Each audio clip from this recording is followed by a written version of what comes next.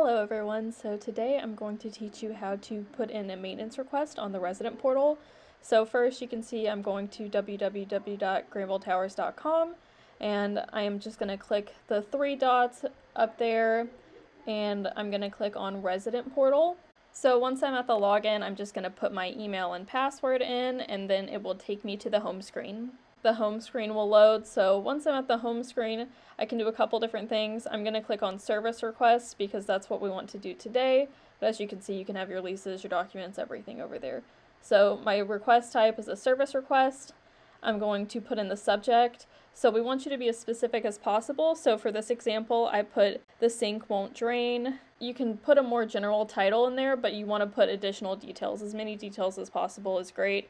So for this example, I put when the sink is filled with water, it takes about 10 minutes to drain. So for the second example, I put there was a leaking air conditioning unit.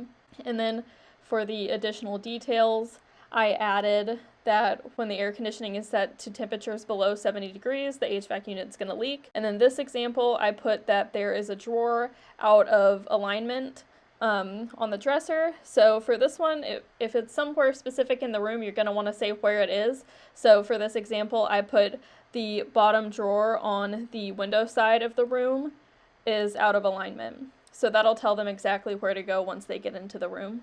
So then once I have the title of the request and the additional details of the request, I'm going to say yes, they have permission to enter the room if I'm not home. And then I don't have a pet, and then I do not have an alarm. And then the location is automatically going to put to whatever your room number is on the resident portal. And now I'm going to submit that request. And so it's a success, my request has been submitted, and then you get to see this screen. You can also upload pictures if you have any, if they would be helpful. And then I'm going to click the request button at the top of my screen, and that's where all of my open service requests and then my past service requests are going to be. So once they finish that service request, it should show completed on that screen.